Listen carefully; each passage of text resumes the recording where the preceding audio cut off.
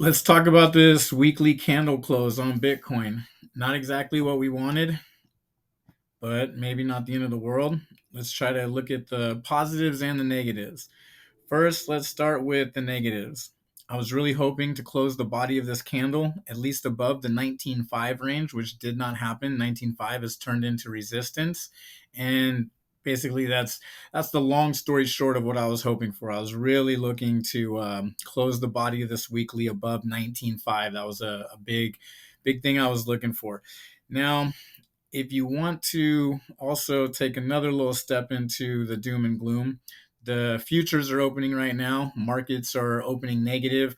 Nasdaq as well as the S&P both down about 1%. Last time I checked, the S&P was at like zero point 0.9, almost at 1, and I believe the Nasdaq was just over that. I can go back and check again in a minute, but basically you're looking at about futures about 1% negative on our major markets. Now, if we want to try to find some positives here, what we could look at is we could say, well, look here, we created this base, then we created a higher low, and then another higher low. The problem was we did get a higher high at first, but not so much. I mean, you could say maybe like an extra $50 to $100 on a higher high. I mean, I guess you take everything you get. On a more substantial note, what I would look at here is the bodies of the candle. We have the close here on the prior week, and when this one opened that I was hoping would close with a body at least above 19.5, the positives of it is it closed with the lowest part of it being the same level as what the highest part was the week prior. Now, if we can continue this trend moving forward into this next 7 days, we will be able to keep this candle right here to where when it closes, we could close green and we could close with the lowest portion of the body of the candle being in this 19.4, 19.396, whatever. But really, let's just say 19.450 is really what we like to see. And then close above the 19.5. We would also like to see that the lowest part of the wick is preferably not below this 18.9. So, I mean, really, we're hoping to see that we don't wick below 19,000 and that we climb above 19,500 and at least wick up into this, say, 20,700 to 21,000 range and continue this trend. I mean, that's what we would really look for. As I've said in some other videos, I highly caution getting carried away with yourself once you break this trend line. There is resistance here, you've got resistance here. Even if we flip 20,500 to support, we've still got resistance directly above just before 23,000.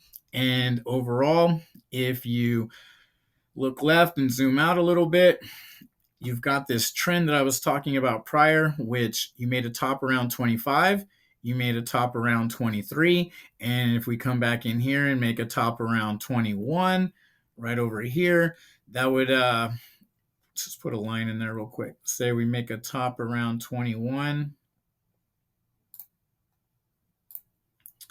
We got this extra line in here. So as you see, I've already got the magnets telling you I do believe we are coming up to this trend line, but I worry what happens once we get here. Can we flip this into resistance? This resistance, can we flip it into support? Sorry. But I mean, really what we're looking at is the trend is continuing this way. We're in a downward trend. We're in a bear market. And ultimately, crypto is not decoupled from the stock market. Bitcoin is not decoupled. Futures are opening in the red, and we're going to, for now, continue to follow the stock market. Stocks go down this week. I believe we come back down and break this trend that I say we're trying to start with these lower highs, and we come back down and legitimately test at the 18,000, 18,250 or 300 range. Hopefully support and not lose that, and it becomes resistance. That'll open up a whole nother field of problems to discuss. If we do get up into these ranges, even if you believe in the long term, you're going to end up here, then up here, and this is just continuing to go forward. If you're trading any short term or looking for any scalps or looking to play any daily, weekly, hourly trades, definitely watch for, even if we're going to go past here, for resistance and a pullback once you hit this diagonal cross line, as well as once you hit this 20,500 first. Then when you get past that, I really think you should pay attention once we get up around 21 to 23, because it's highly likely that that's going to remain resistance for now until we get an actual change in narrative, or something different. Maybe something on a global scale changes. Maybe we get a pause in Ukraine. Maybe we get some sort of change federally with inflation or currencies or something along those lines. But without a change in narrative, I would be very cautious playing with not just this trend line, but these individual resistance lines above it. And definitely don't think that once you break either of these first trend lines or resistance lines, that it's off to the races. You immediately have caution above you, and you need to pay attention to it. In my personal opinion, what I think we're looking at, and even if I was getting kind of bullish, I would still say, where's that little hammer at when you need it? It's always when you're doing something else that you don't pay attention. There we go. I'd say I'd watch for this right up around here. I would watch for this somewhere right in this area and see what happens, because I highly doubt we blast through all of these and then just come, right through 21,000 up to 23, turn it in support and take off without a major change in narratives and on the world scale. So trade safely, trade wisely, be cautious, and remember, we're still in a bear market. We're still in a downtrend, and capital preservation is most important right now. At least leave something to buy lower, because remember what happened back here. We thought no one's really going below 29 for too long. I mean, that's where Michael Saylor and Elon Musk and everybody else, they own it. So, I mean, that's a support line that just can't be broke, right?